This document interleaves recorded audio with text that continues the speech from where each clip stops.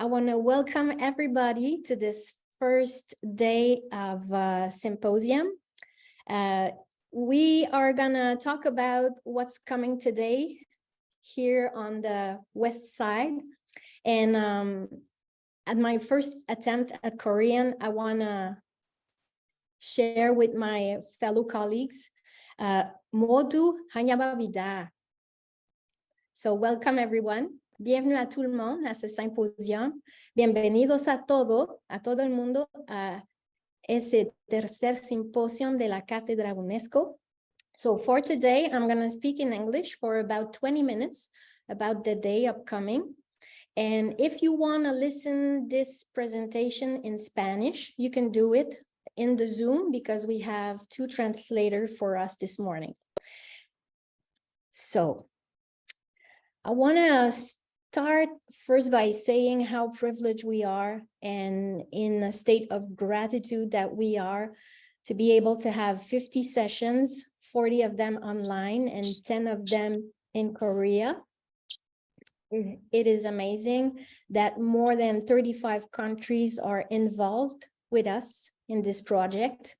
It is totally free to attend live, and it will also be free to watch afterwards, which is really in this particular context that we are living, to be able to express ourselves and confront ideas in the context of respect is absolutely amazing. And thank you for being here. All right. Last night, we were having the opening ceremony. I say last night because I'm in Montreal right now, and a lot of our colleagues are in Korea. And for them, it was during the day, but for us, it was during the night. And they set the tone for us for this symposium. It was absolutely beautiful, collaborative, reflexive, rich in knowledge, respectful, constructive, honest, and hopeful. We even had a spectacular performance of two artists, which was amazing. Talking about respectfulness is important. And yesterday in his first speech, our colleague Paul Carr, which is responsible for this beautiful project of UNESCO chair, and he explained really well how important it is to acknowledge and respect the people, the First Nations. And so we really would like to begin by emphasizing that the lands on which we are located in Montreal are part for many years of an ancestral territory, which had long served as a place of life, meeting, exchange between Indigenous people, the Mohawk Nation, Kanyan Kaka, and we want to honor, respect, and recognize those nations who have never ceded their rights or sovereign authorities over the lands and waters on which we are gathering today here. And I know that this is also the case in many countries, mostly in America, but I invite you to listen to the opening ceremony where Paul really explained it well. So our heart goes to you. So yesterday, we also had the privilege to listen to Mr. Kwan, Oh-byung Kwan, and Gina Teze as two of our keynote speakers.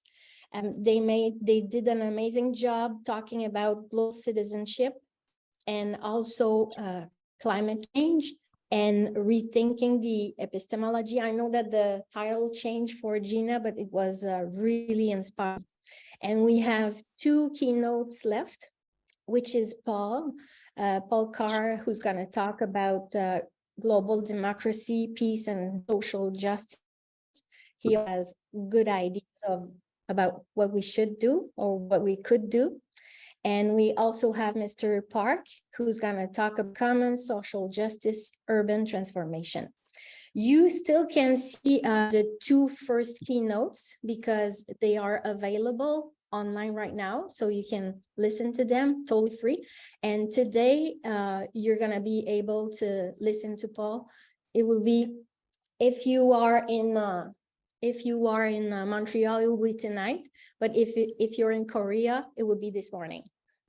And tomorrow we'll have Mr. Park. So I really invite you to go and have a look. So today, the main theme of the events or the sessions will be democracy and global citizenship.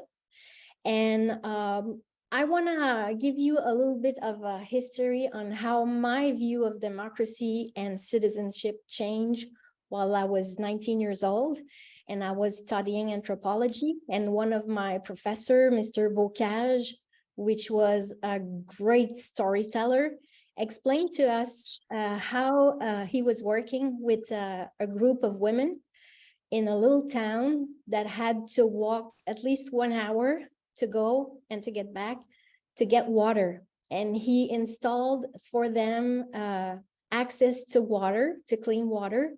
But every time that he would go back to this village, the pump was broken. And they had to build it again and build it again.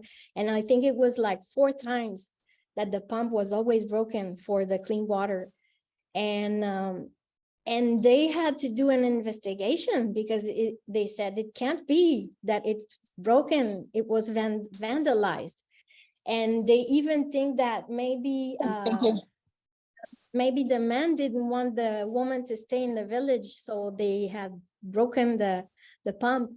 And after a while, the woman came and said, we did it. We didn't want to be in the village all day.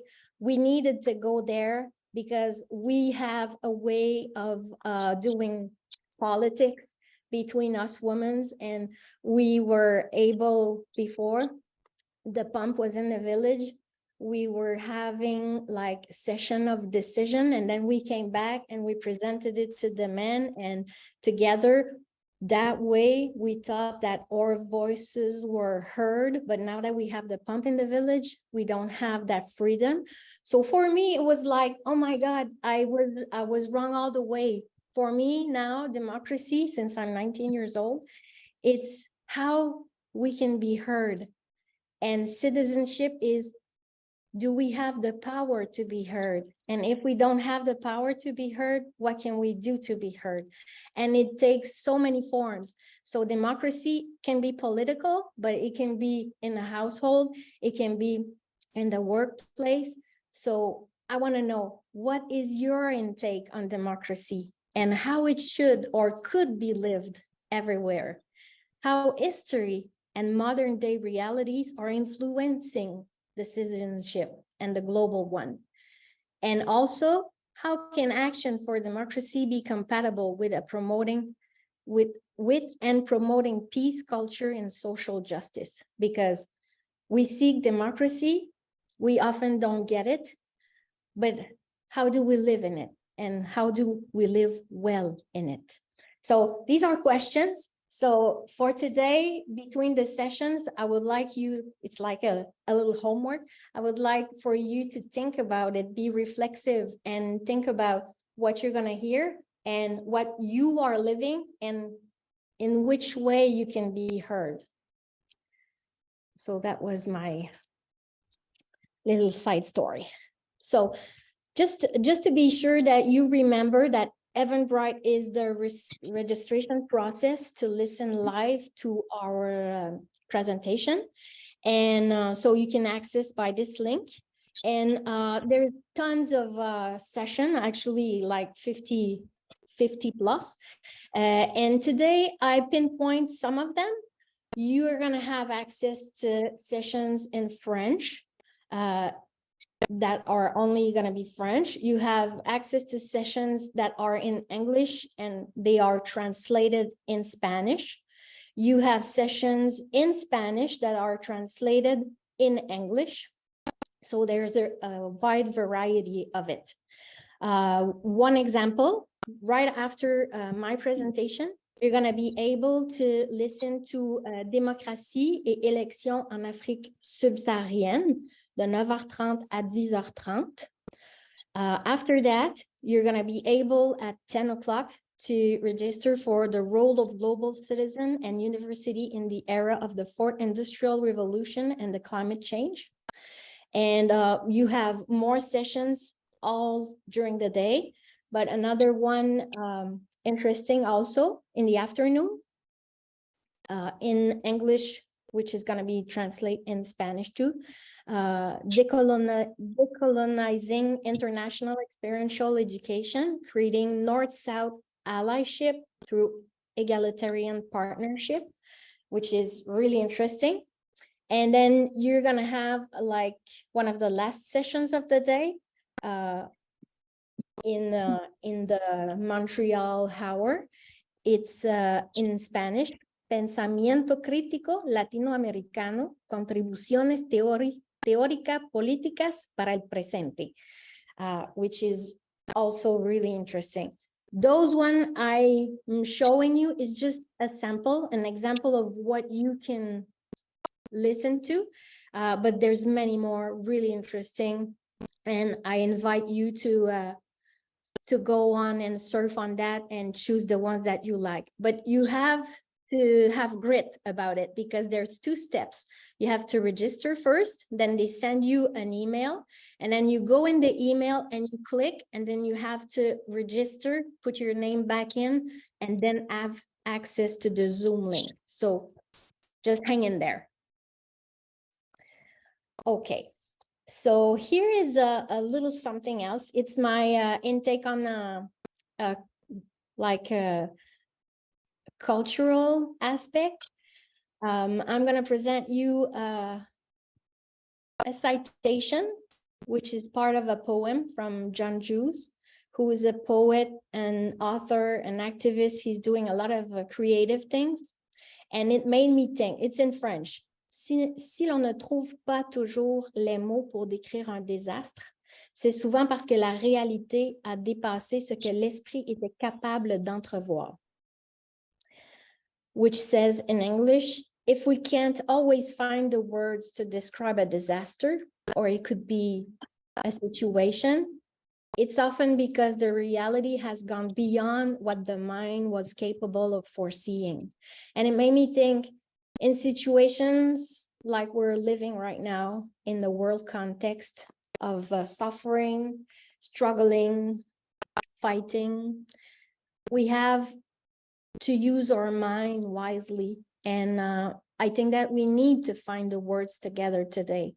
In various sessions, we're going to talk about hard subject, not always happy subjects, but we have to be hopeful. We have to talk, we have to exchange, we have to be reflexive, and we have to find solution. It's a platform, an incredible platform that we have today.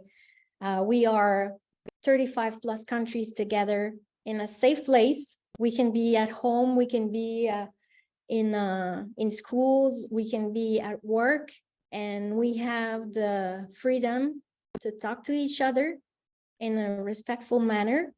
And for sure, we're going to confront ideas. It's normal. It's beautiful not to be always on the same page as your neighbor, because you have to discover his world to understand him. So I really think that it's an opportunity to open our minds, open our hearts, and together find solutions. So let's find the words.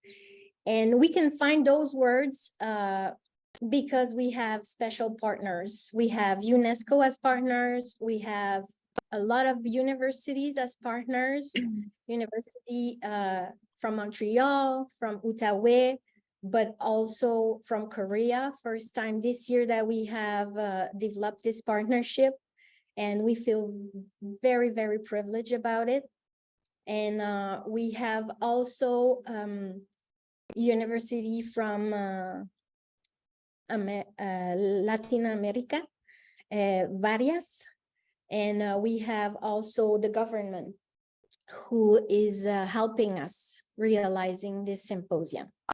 So without further ado, I'm gonna give you green light to be able to go and pick your next session. Remember that you have to wait a bit to receive the email to be sure that you can have the link.